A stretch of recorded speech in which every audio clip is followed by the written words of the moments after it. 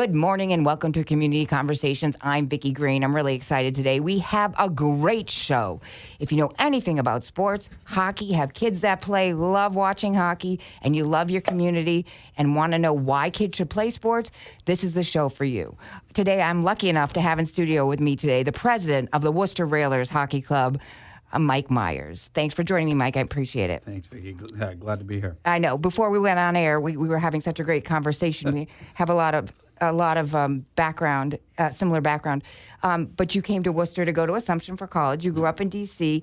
And then after college and doing you did some artwork, I read, for hockey. You always had you were a player of hockey, and you Yes. always were into the sport. So you ended up, if people have lived here long enough or been around the region, they know of the Worcester Sharks, Yep. which were here. And then they went to they were the San Jose, right? Yeah, San Jose Barracuda now. Right, Yep. so now they've moved out west. Yep. So we had this little void going on, and it's kind of similar is what's happened in baseball, where we had the Worcester Tornadoes and then the Worcester Bravehearts, and now everybody knows that we're getting the Paw Sox.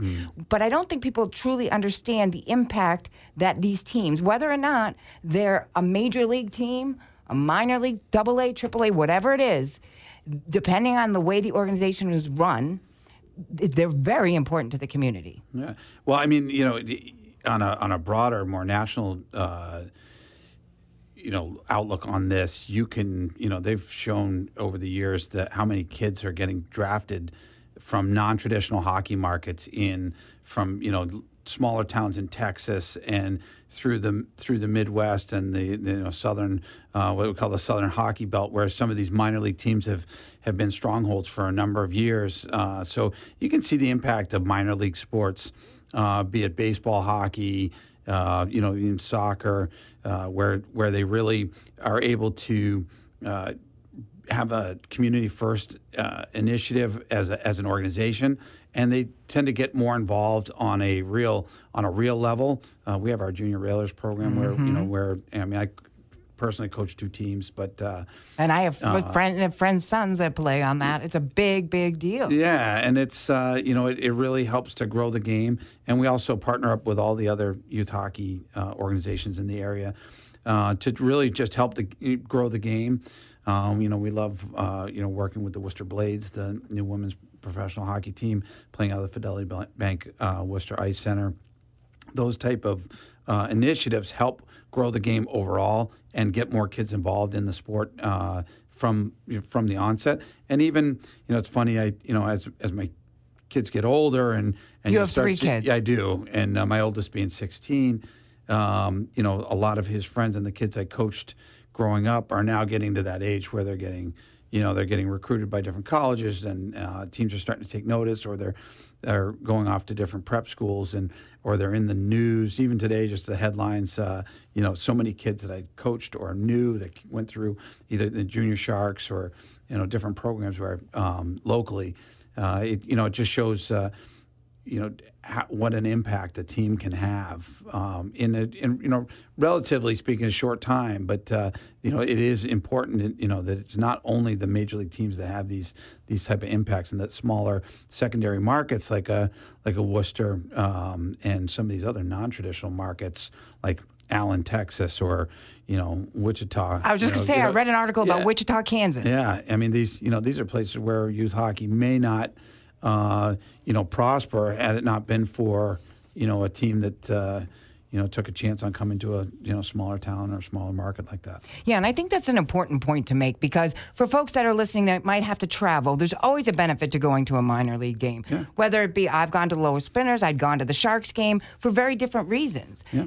Not only does it cost less, but they're a lot of fun, and there's not as much traffic, and you can make a day of it. You can come to Worcester, go to a Railers game. You can go to a great restaurant. We've got the theater. There's so many things that make up a community, and everything seems to be coming together at once now. But the Railers were really a part of. I don't think people really understand or know the behind the scenes. A lot of the behind the scenes stuff that happened when the ice rink was going up. That was a brownfield, first of all. When Correct. Cliff Rucker, who was the owner of the team, came in, not from Worcester. Again, either was I originally, and either were you. But we love this city, and we love this region, and there's something about it. It's the second largest city in New England, but everybody comes here because It's cliche to say, but it's a community feeling. It really is.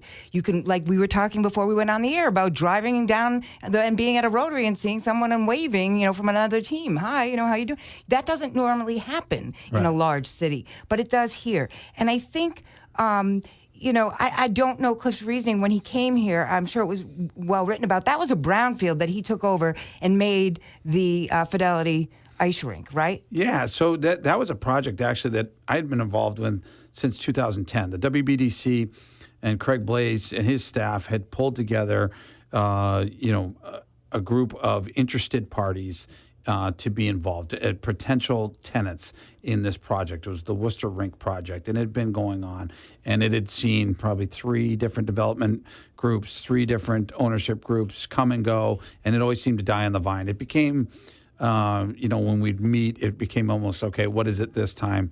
We did a feasibility study. We had 3 different, land, potential spots to put the rink, and they all seemed to just fade away. Now, there was state money involved and tied up, and that's where WBDC really... That's the Worcester Business Development Corp. Yep, thank you. And, and that's where, that's their specialty, is really working through some of the tricky... handlings behind the scenes stuff to get a deal like that done. There was state money that was going to expire at the end of March in 2016. So really, Cliff got brought in at the 11th hour, and the second he got involved, it was really my first. I started with him, 3 weeks prior to the decision to do the rink. From in that 3 weeks, I saw what is held true to this day. I saw a guy that was very laser focused, goal oriented. You couldn't tell him no. If he felt that this was the right thing to do, he's going to make it happen. And then the biggest thing was, if he says he's going to do it, he gets it done.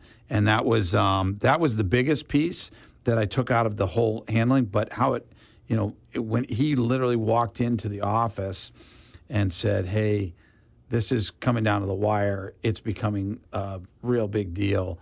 How bad do we want this thing?" And my comment to him, and meaning an ice rink in general. Yeah, being the ice rink, because it was becoming a big project, and as the money guys were being vetted out, they were dropping off like flies, and he stayed on, and he said, "All right, I'm still in this. How bad do we want it?" I said, "If you're the guy who can put this across the goal line." No pun intended. Yeah, you will be, that stake in the ground will be more impactful than even the team coming here, because the reality is, if you have the money and you want a hobby, you could start a sports team and bring it somewhere, and you know what? Just start it up. I'm sure somebody would, take your money, but the reality is, if you want to put your stake in the ground and say, "I'm here for the long haul," that look at the infrastructure I'm building that's brick and mortar. It's not ideas. It's not, I say I'm going to do this. It's a reality, and it directly impacts the youth throughout Central Mass, and it feeds into your mission.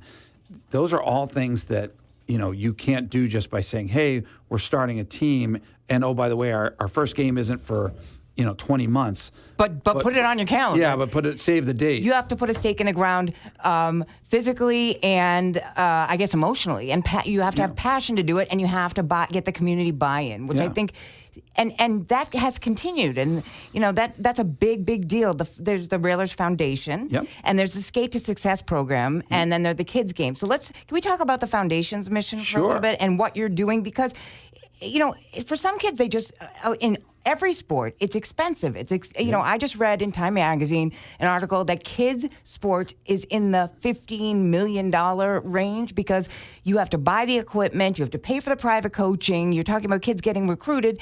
Do they have to go to a special school to be have a better coach? Yeah. This is an expensive thing to be in youth sports. So how has, because I know it has, the Worcester Railers and the Railers Foundation been able to bring it kind of a little bit more to even keel into the masses, into kids that may not have otherwise gotten an opportunity? Well, without getting into I already told you, I could go down that rabbit hole, and we could be here all About day youth- about the youth expense. sports, the private coaching, the what it takes.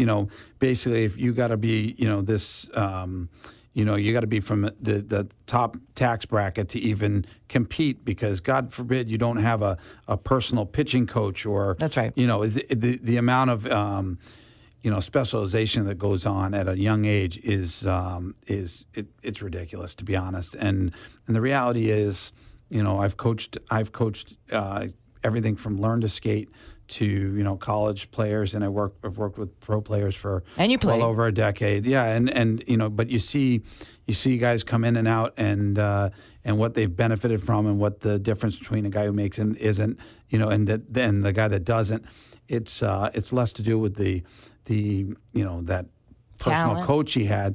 It's a lot of it's just the combination and being in the right place at the right time and doing the right things, making the right decisions on a personal level. It has very little to do with that coaching. Now, am I saying that the coaching doesn't help? Of course it helps. Of course, if you can get extra ice time, you should take it. But do it with passion. Do it because you love it. Do it because it makes you a better person. Do it because you're doing it to improve yourself. Do it because you want to get better at whatever it is you're doing. I don't care if it's a musical instrument or a Art. sport or whatever. And USA Hockey just aired a new set of commercials they're going to be doing, and it's got a dad pounding on the glass of his kid's classroom while he's taking a test. Telling me he has practice. No, telling him, to do the get the answers right. You worked for this.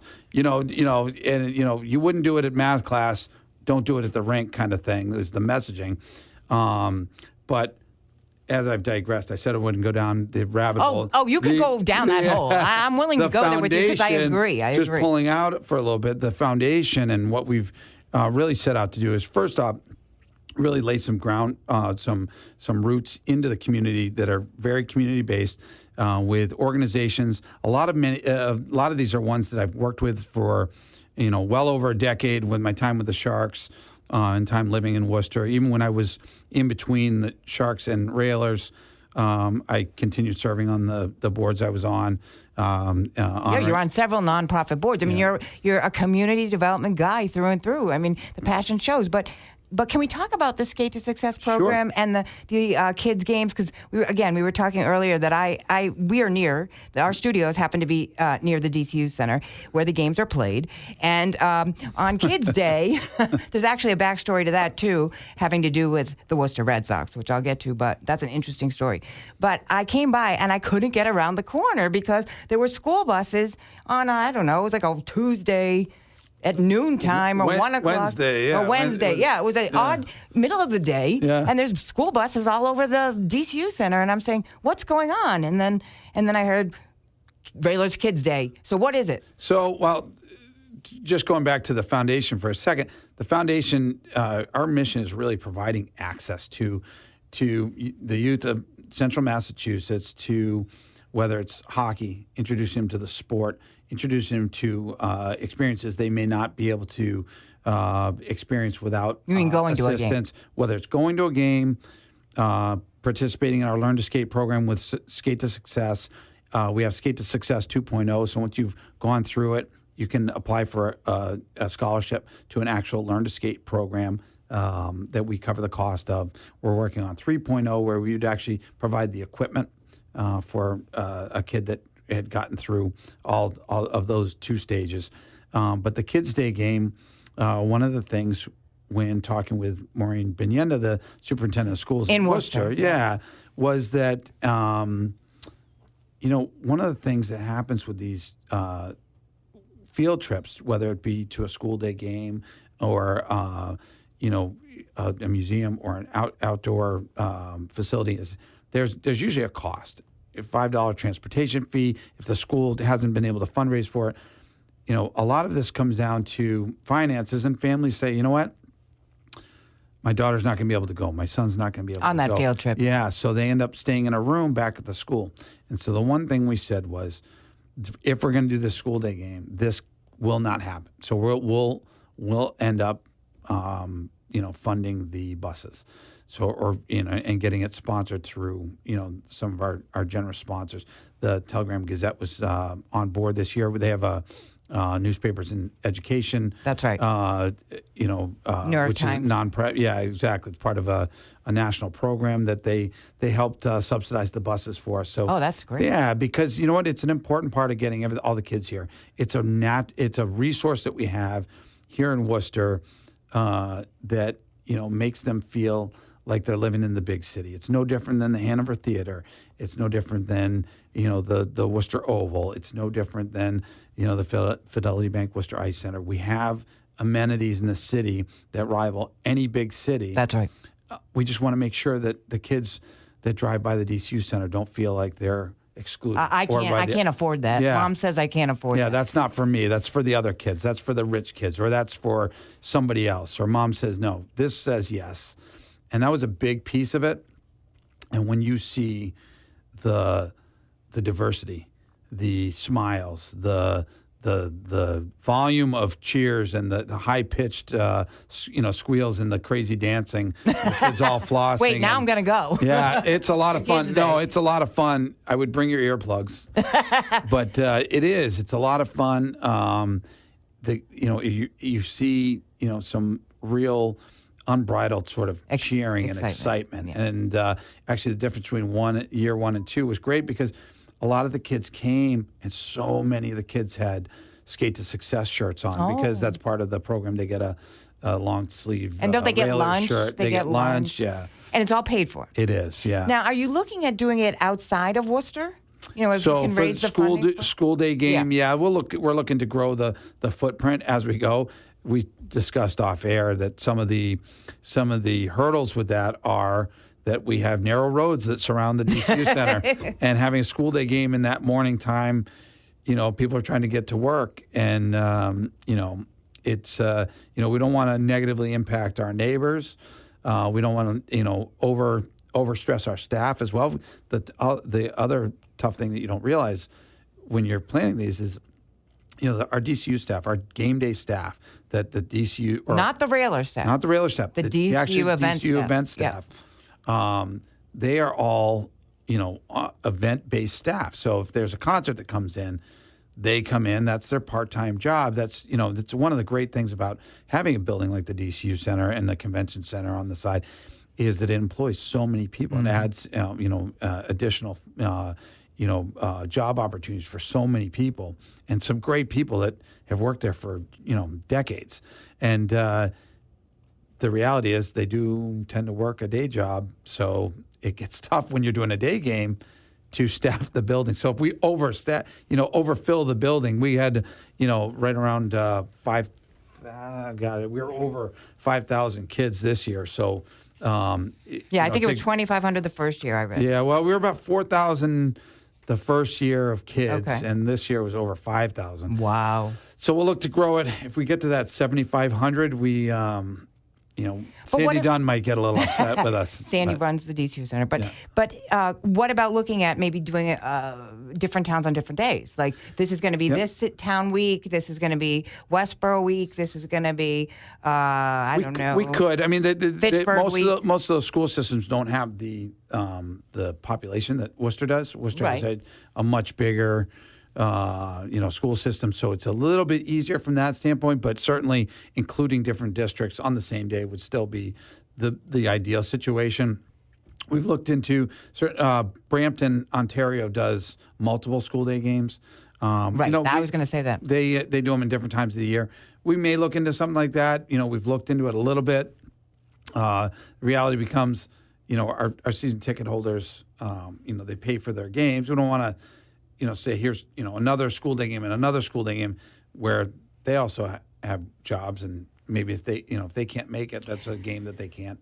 Right, but the whole attend. point of it is the reason that you do it, to, like you said, to expose people in the community and kids in the community, get them jazzed up about something. Yeah. And in this way, it's hockey.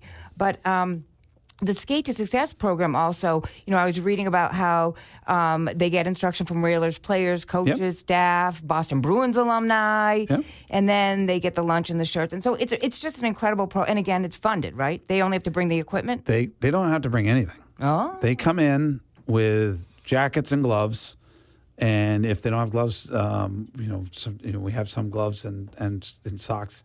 The WBDC is one of our sponsors as well, and Craig and his staff are there every Tuesday morning, helping out, tying skates, making sure the helmets fit correctly.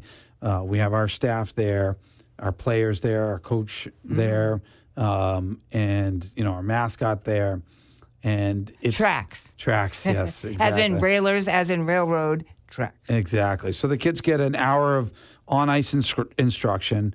They get a little talk, a little question and answer period before they go on the ice, a little instructional on things, little ground rules. And then afterwards, they go to Nona's Pizza and Pasta, which is in the rink. And they get some pie. They get... and this is at the Fidelity Bank Worcester Ice Center. Yep. And, there's 2 restaurants in there, right? Yep. We have Steam and Nona's, and both are run by Niche Hospitality Group. And so Mike Cavino and his crew have been amazingly supportive from day one with this. Everybody is, because not only did it also take part in the revitalization of that side of town, but the other thing that I think people need to know is what I read, and I think it was Tim Murray had written a blog about it, but it's been talked about in the news before, but not a lot, because Cliff Rucker, who owns the team, and you work with him, and you know him very well, seems like he wants to stay in the shadows. He gets uncomfortable if he's that he's doing what he enjoys to do. Don't thank him, don't pat him on the back. I'm here because this is what I like to do. Yeah. And he seems like the kind of guy that doesn't want a lot of attention. Yeah. He just wants to do the job and do it the right way and do his thing. So what I found out was, there was all these, for a very long time, are we going to get the Paw Sox? Is it going to be the Worcester Red Sox? They're coming here. They're not coming here. They're coming here. They're not coming here. There was a postcard campaign of businesses people that got together and sent postcards to Lucchino and the Red Sox owners and said, please come here to Worcester. But also what happened one day was, from the way I heard it, was there was a Kids' Day game, and all these kids were there. And was it Cliff that invited Larry Lucchino? Yeah, Larry wasn't there, but his staff, the Paw Sox staff, was coming into town, and so a number of their, boots on the ground staff were there, and so we had invited them into Cliff's suite for the game, and it was interesting because there was no agenda. There was no scripting. It was just, hey, come in. This is what we're about. You can check it out. This is what Worcester thinks of sports. Exactly. And we just, had these great dialogue. And what people don't realize is postcards are great. They get the attention. Politicians are great. They make the connections. The civic leaders and everybody that reach out, those are all important pieces. But the reality is that if somebody's looking to see if something's feasible, if it's sustainable, if their business that they've had in the same place for 50 years is worth moving, this is a huge decision. Right. Is there going to be fans here that are going to go to the game? They have to look at the infrastructure that's in place and what is here. So a lot of the questions, and I won't go into detail on a lot of the discussion, but a lot of it was based on corporate support, fan base, just the amount of organizations in the area, and when they saw how vibrant the crowd was and how enthusiastic they were, at the Railers screaming, game, they really had a sense of okay, now I've got a visual of how this can... A feeling. Too. A feeling, exactly. I can feel what these kids feel. Yeah. And so that played, I assume that played a part, and that's what this particular blog from Tim Murray was saying, that was part of the whole thing. Yeah. They just happened to be there. What's going on at the DCU Center and at the Fidelity Ice Rink and the Railers organization is so fantastic and gets all these kids engaged that the Paw Sox and the Red Sox owners are like, yeah, Worcester's a good place to come. So... I like that the teams can help the team. And again, with me today is Mike Myers, who's the president of the Worcester Railers and does so much more. And before we wrap up, I do want to talk about some of the community things that go. There's one big thing that caught my eye. Everybody knows it's been about a month. I did the story this morning on the news. It's been about a month since Christopher Roy, the firefighter, he's from Shrewsbury, he's a Worcester firefighter, was killed in that fire, and he had a young daughter. He was a single dad, and almost everybody in the state has heard it. It's been a month. It was a month yesterday since he passed in that fire. And I read about the Railers and the junior Railers donating and a good chunk of money to that fund, and that's just another example of being part of the community. I think it was $16,500. Yeah, I mean, you know what? One of the really nice things about having an owner like Cliff and the resources that provides, having a foundation, is that we're able to, and also the team and the ranks, we have a number of different mechanisms to fundraise, help out with causes. I was here with the W6 fire. My shop. That's the Worcester warehouse fire. Yeah, the cold storage fire. Cold storage. Yeah. And you know, my business at the time was on Webster Street. Chris Roy's station was 2 blocks from my In Webster Square. 2 blocks from our building, and I passed it every day.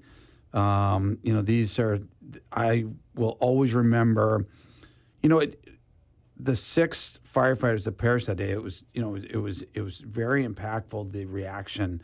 That was in 1999. From the city, and seeing the processions through the city and the amount of people that came from everywhere. It was something we'd never seen before, and this is before the internet. This is before social media and getting the word out. And it was the most real I'd ever seen the city. And it was the most. It may have been when I realized that I was finally proud of the city. That it really stood up for itself. Yeah, because for I a saw while the fire there, from my driveway. Yeah, leading up to '99, I'm not going to lie to you. I graduated in '93 from Assumption College. Yeah, and started my business in '95 right there, just outside of Webster Square. And it took me a while to really understand. It always puzzled me why Worcester was so self-deprecating. Like they I've said that too. Yeah, and they still do that. People still do that, and I've talked about that with so many people on the show.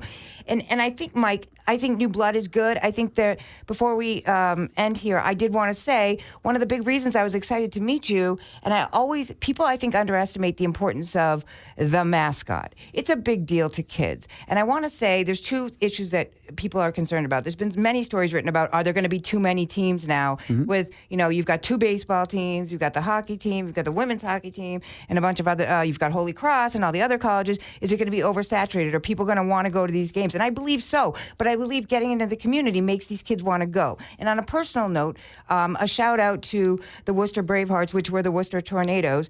I don't even think Dave Peterson remembers this, but my daughter was young and maybe 12 playing softball in her town, and the mascot from the Tornadoes, you have tracks, and they had Twister. Yep. And Twister came into her school, not in Worcester, in a suburb, and did this whole program, got the kids excited about reading, and brought a book and did this thing.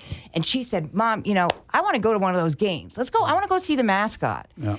So I called him up. We went. It was great. It's minor league. They were shooting the T-shirts out of the thing. So, my dad came out from an hour away because it was a great experience. Yeah. It wasn't just a game. It was more than that. She got to throw out the first pitch. It was incredible. You won't get that in Boston. Right. You're not going to get, and there's nothing against Boston. Nope. And I love pro sports too. Nope. But if you have last minute, you want to grab tickets, go to a game in town. Go to a restaurant in town. You're having dinner. Go, hey, is there a game tonight?